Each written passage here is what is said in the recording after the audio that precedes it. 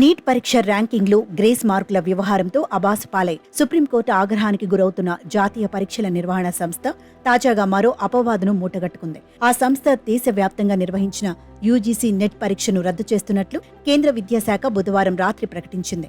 దేశంలోని విశ్వవిద్యాలయాలు, కళాశాలల్లో జూనియర్ రీసెర్చ్ ఫెలో, పీహెచ్డీ ప్రవేశాలు, అసిస్టెంట్ ప్రొఫెసర్ కొలువులకు అర్హతకు ఎన్టీఏ ఏటా జూన్, డిసెంబర్ సెషన్లలో జాతీయ అర్హత పరీక్షను నిర్వహిస్తున్న విషయం తెలిసిందే.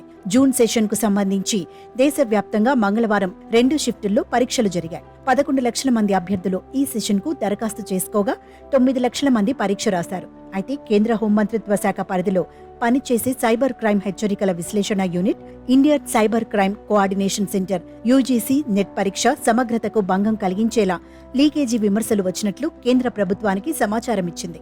దీంతో ఆ పరీక్షను రద్దు చేస్తున్నట్లు కేంద్రం ప్రకటించింది. యూజీసీ నెట్లో అత్యున్నత స్థాయి పారదర్శకత, ప్రమాణాలకు పరీక్ష పవిత్రతను కాపాడేందుకే ఈ నిర్ణయం తీసుకున్నామని ఓ ప్రకటనలో పేర్కొంది. తదుపరి పరీక్ష తేదీని త్వరలో వెల్లడిస్తామని స్పష్టం చేసింది. నిజానికి యూజీసీ నెట్ ను ఇప్పటి వరకు కంప్యూటర్ బేస్డ్ టెస్ట్ గా నిర్వహించేవారు. ఎన్టీఏ మొదటిసారి పేపర్ పెన్, ఓఎంఆర్ షీట్ రూపంలో మంగళవారం పరీక్ష నిర్వహించింది. ఈ విధానంలో పరీక్షను నిర్వహించడం వల్ల ప్రశ్నపత్రం లీక్ అయి ఉండొచ్చనే అనుమానాలు వ్యక్తమవుతున్నాయి. కాగా బీజేపీ ప్రభుత్వం నిర్లక్ష్యం, అవినీతితో యువత జీవితాలతో చెలగాటమాడుతోంది అని ప్రియాంక గాంధీ అన్నారు.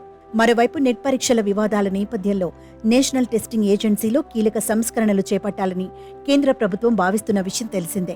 ఎన్టీఏ కార్యకలాపాలు, పరీక్షల నిర్వహణలో విస్తృత మార్పులను పరిశీలిస్తున్నట్టు ప్రభుత్వ వర్గాలు ఇప్పటికే తెలిపాయి.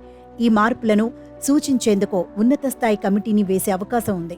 ఈ నెల 4న వెలువడిన నీట్ ఫలితాలు దేశవ్యాప్తంగా విద్యార్థులు, తల్లిదండ్రుల నుంచి తీవ్ర విమర్శలను ఎదుర్కొన్నాయి. కోర్టుల్లో పలు పిటిషన్లు దాఖలయ్యాయి. ఈ సమస్యను కేంద్ర ప్రభుత్వం తీవ్రంగా పరిగణిస్తోంది. ఈ నేపథ్యంలోనే నీట్ పరీక్ష రద్దు చేస్తున్నట్లు జాతీయ పరీక్షల నిర్వహణ సంస్థ వెల్లడించింది. దీంతో ఇన్నాళ్లు కష్టపడి చదివిన విద్యార్థుల కష్టం మళ్లీ మొదటికొచ్చినట్లయింది.